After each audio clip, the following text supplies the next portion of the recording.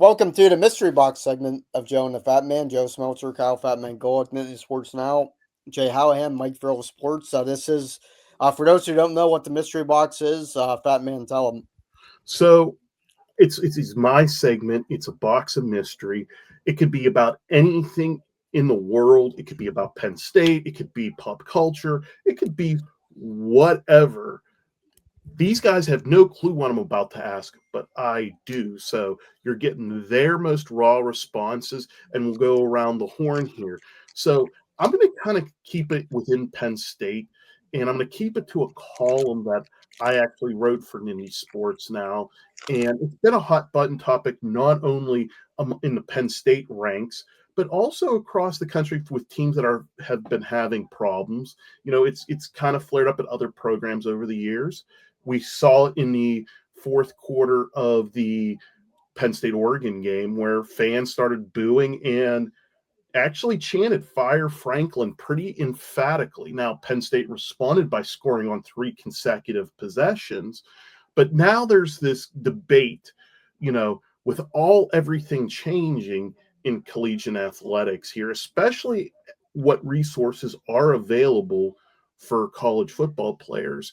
Is it fair or foul to you guys to boo college football players at this level? Like, I'm talking Penn State. I'm not talking going to, you know, a Slippery Rock Grove City game and booing kids. I'm talking this situation where there's a lot of money and a lot of resources being pumped into it. As long as you keep it within the confines, no yelling "f you." I don't even think yelling "you suck" is appropriate. No, I I don't want to say I'm in favor of booing because it's something that I don't do when I'm at Pirates games, Steelers games. It's not my style. But the people that do it, as long as it's respectful, I don't really have much of a problem with it.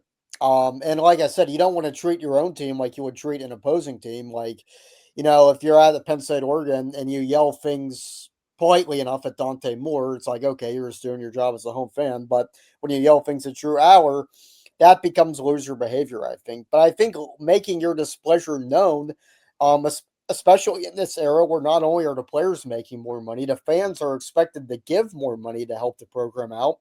That's a consequence. And also think, college is the biggest purpose of college maybe is to prepare people for the real world, right? Well, when these guys go to the NFL, it ain't going to get any better.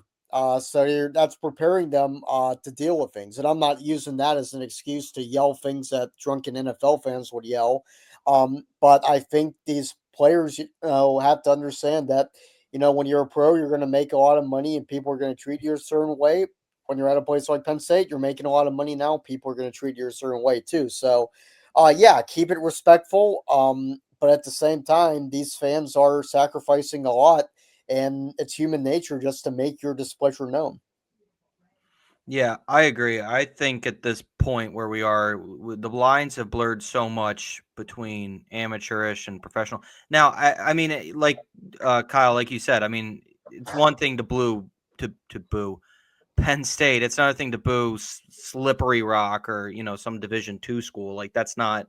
I think come on.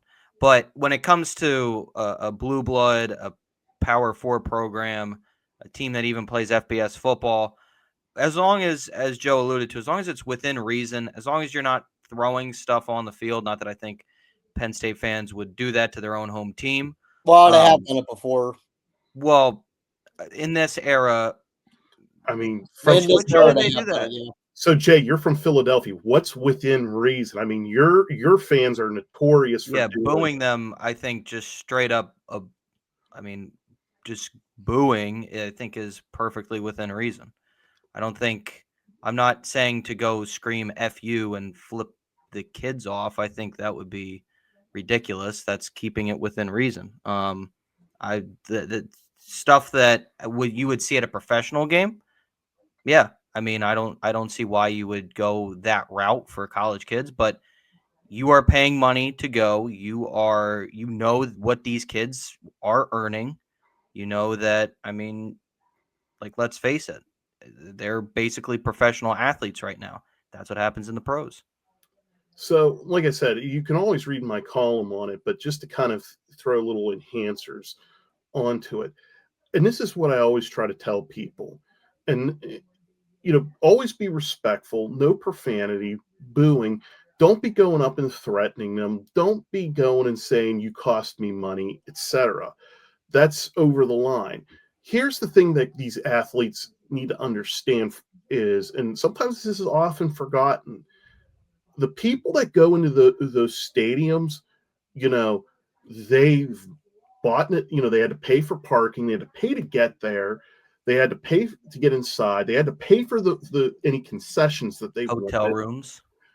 You know, they're paying everything away. There is no one, James Franklin, Drew Aller, anyone on that team isn't going up and saying, "Hey Jay, thanks for coming. Here's a free soda and pop for showing up."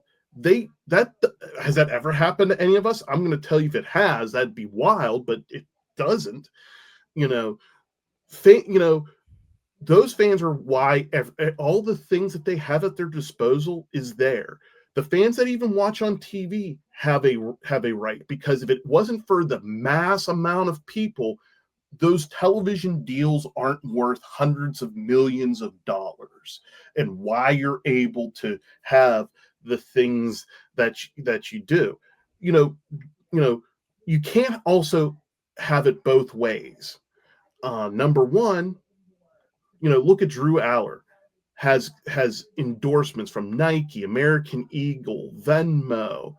You know, he's making good money. So when you don't perform, you're gonna hear it. It's just the way of life. So you know, to those people that feel that Scott Paterno went on a nice little tirade, and there's still people who think, oh, these are kids, they're the same as me. They're not, because think of it like this: how much money are kids that are going to Penn State are paying to have that football program? What is like the entertainment fees and all this stuff that they may never even leverage? They may never step foot in Beaver Stadium or buy anything Penn State.